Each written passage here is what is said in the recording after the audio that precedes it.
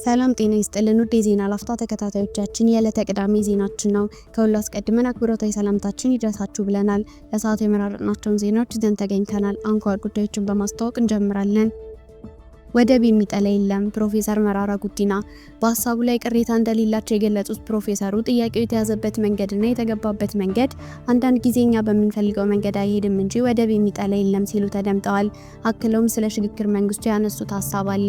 ዝርዝሩን ይዘነዋል።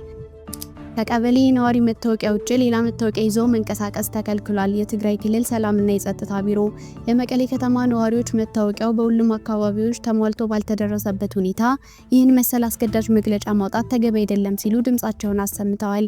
ዝርዝር መረጃውን ይዘናል። ከውጭ ዜና እስራኤል ጦሯን በጋዛ ተጨማሪ ግዛቶችን እንዲወር አዘዘች።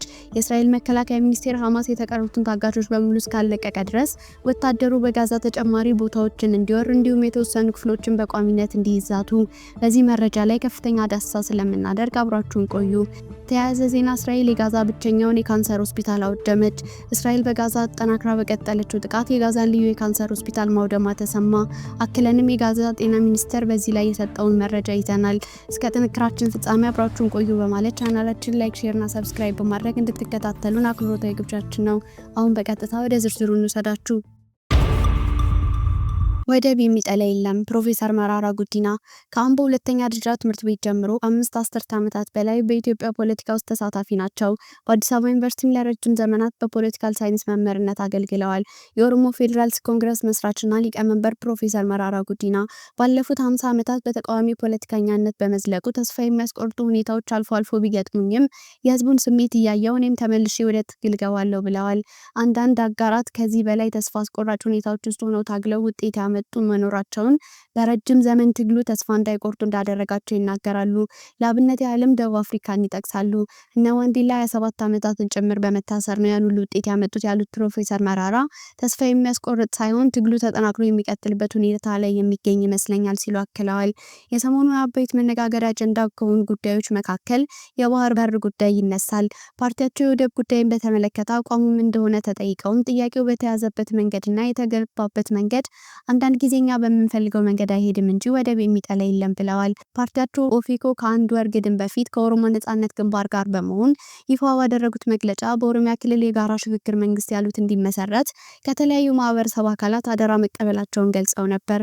ፕሮፌሰር መራራ ከኦሮሞ ነጻነት ግንባር ጋር ፓርቲያቸው ከ20 ዓመት በላይ ትብብር ሲያደርግ እንደቆየም ተናግረዋል። ብዙ ጊዜ አንናገርም እንጂ ለረጅም ጊዜ ከ20 ዓመት በላይ ቢያንስ ከሩብ ምዕተ ዓመት አካባቢ በተለያዩ መንገድ የመተባበር ሁኔታዎችን ሰርተናል ሲሉም ተደምጠዋል።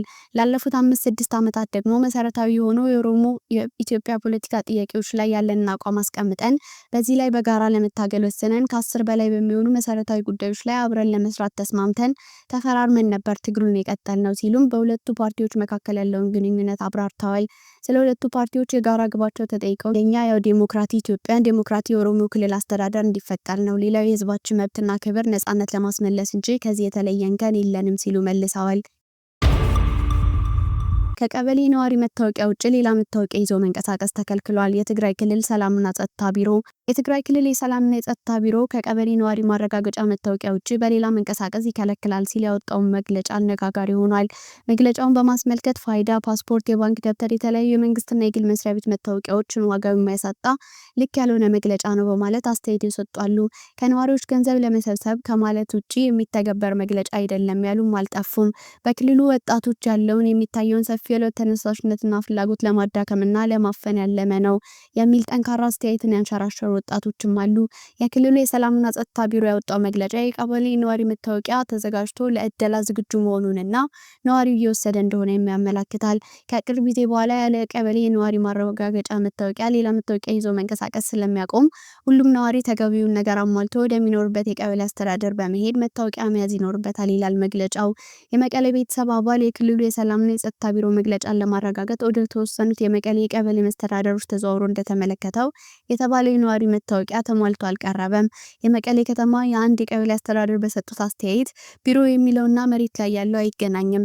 ለምሳሌ እኛ ቀበሌ ነዋሪዎች መታወቂያው እንዲዘጋጅ የሚጠይቀውን ገንዘብ አሟልተው ባለመክፈላቸው ምክንያት የደረሰን የህትመት ውጤት ስለሌለ እደላ አልጀመርንም ብለዋል።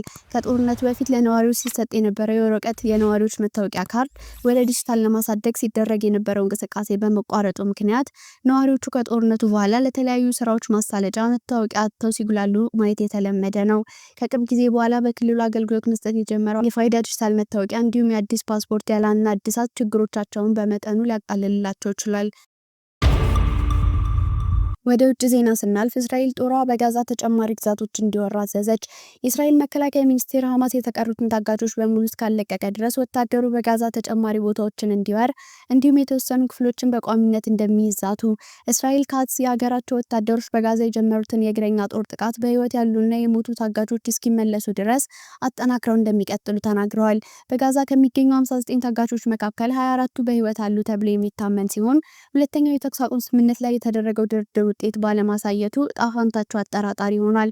ከጥር ወር ጀምሮ ሲተገበር የነበረው የተኩስ አቁም ስምምነት በዚህ ሳምንት እስራኤል በጋዛ ላይ የጀመረችውን የምድር ዘመቻና የቦምብ ጥቃት ተከትሎ በይፋ አብቅቷል። በጋዛ ሰርጥ ያለው ሁሉን አስመልክቶ የተባበሩት መንግስታት የፍልስጤም ስደተኞች ኤጀንሲ ባልደረባ ሳምሮስ በመላው ጋዛ ፍጹም ተስፋ አስቆራጭ ነገሮች ናቸው የሚከሰቱት፣ በጣም አሳዛኝ ሲሉ ተናግረዋል። እስራኤልና አሜሪካ ሐማስን የተኩስ አቁም ስምምነቱን ለማራዘም የቀረበውን ሀሳብ ውድቅ አድርጓል ሲሉ ከሷል። ሐማስ በበኩሉ ከአደራዳሪዎች ጋር በሙሉ ኃላፊነትና ታማኝነት እየተወያየ ነው ብሏል።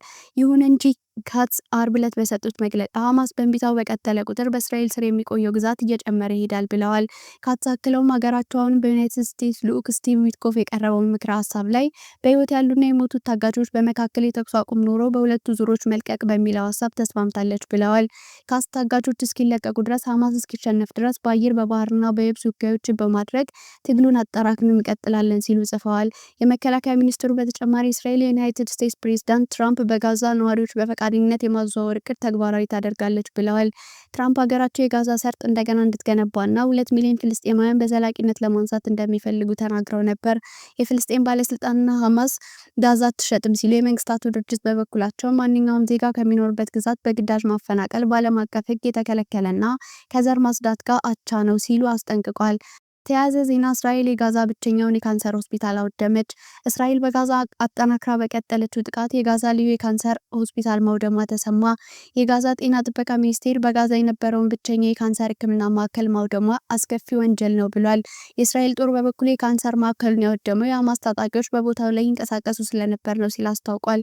ሆስፒታሉን ለመገንባት በገንዘብ በመደገፍ የረዳችው ቱርክ የእስራኤል ወታደሮች በአንድ ወቅት ስፍራውን እንደ መሰረት አድርገው ይጠቀሙበት ነበር ብላለች። የቱርክ የውጭ ጉዳይ ሚኒስቴር የሆስፒታሉን ጥቃት አውግዞ እስራኤል ሆን ብላ ጋዛ መኖሪያ አልባ እንድትሆንና የፍልስጤም ሕዝብ በግዳጅ ለማፈናቀል ያደረገችው ነው ሲል ከሷል። በእስራኤልና ሐማስ መካከል ተደርሶ የነበረው የተኩስ አቁም ስምምነት የመጀመሪያ ምዕራፍ ከተጠናቀቀ በኋላ እስራኤል በዚህ ሳምንት ግዛቶች እንደገና ለመያዝ እየተንቀሳቀሰች ነው። የተኩስ አቁሙ በጋዛ አንጻራዊ መረጋጋትን አስገኝቶ እንደነበርም ተነግሯል። እስራኤል በዚህ ሳምንት ዳግም በጋዛ ባደረሰችው አዲስ ጥቃት ቢያንስ 200 ህጻናትና ከ110 በላይ ሴቶች ህይወታቸው ማለፉን የተባበሩት መንግስታት ገልጿል። ውድ የዜና ላፍታ ቤተሰቦች የሰዓቱ መረጃዎቻችን ያዳመጣችሁትን ይመስል ነበር። ስለተከታተላችሁን እያመሰገንን ቻናላችንን ሰብስክራይብ በማድረግ ቤተሰብ እንድትሆኑ እየጋበዝን በዚሁ ተሰናበትን። ጤና ይስጥልን።